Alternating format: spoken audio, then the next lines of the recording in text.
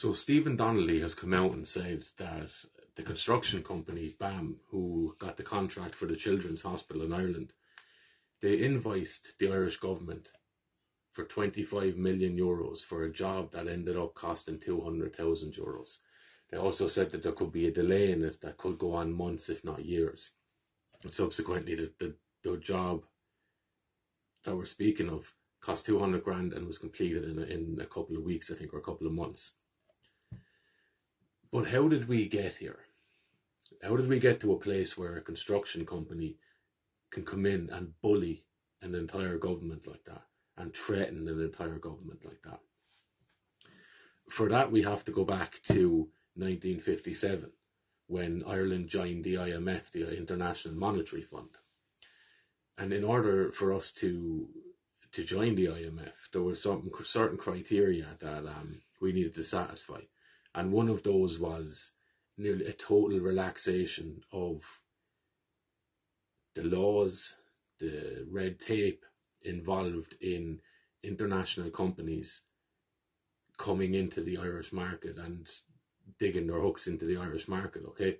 So the idea of protecting your people through moulding and shaping the economy so it's oriented towards native grown companies, that was out the window then. In order for Ireland to get assistance, financial assistance from the IMF,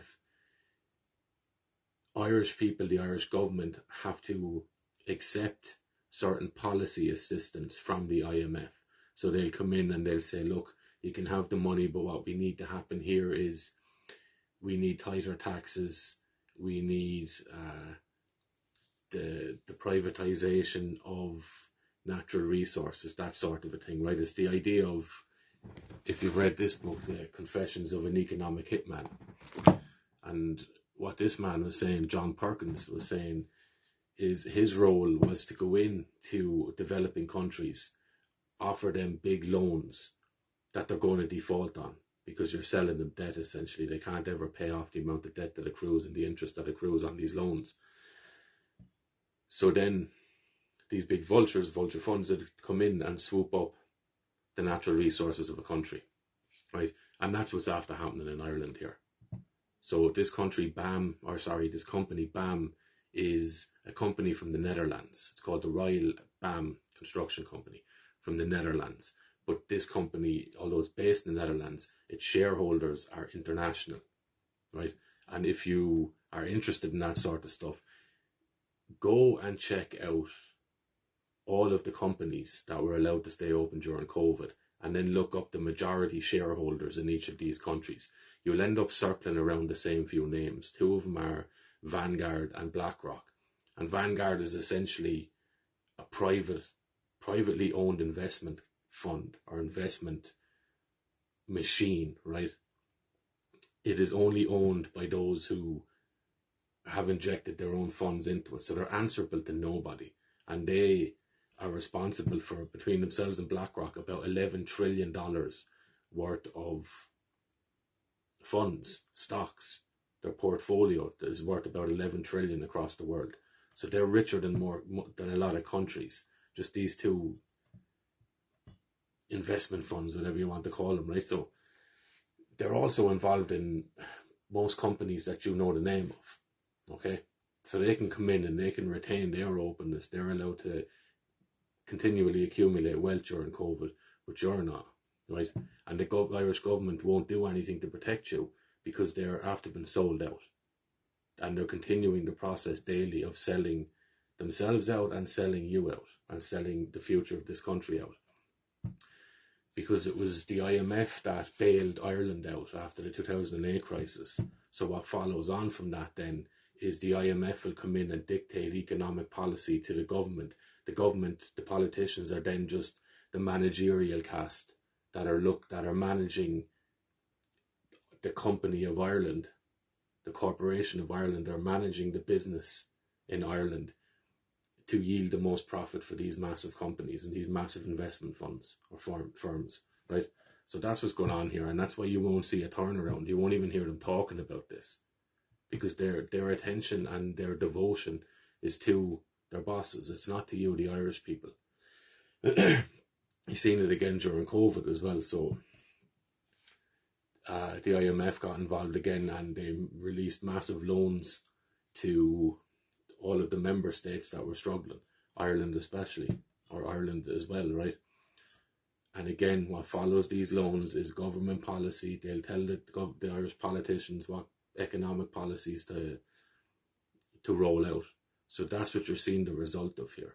And that's why these international companies can come in and bully governments, because there's no such thing as a national-oriented government anymore, according to these people. Because you're now living on their property, because they've bought up essentially nearly everything under your feet, regardless of what you may think of it, right? That's what's after happening.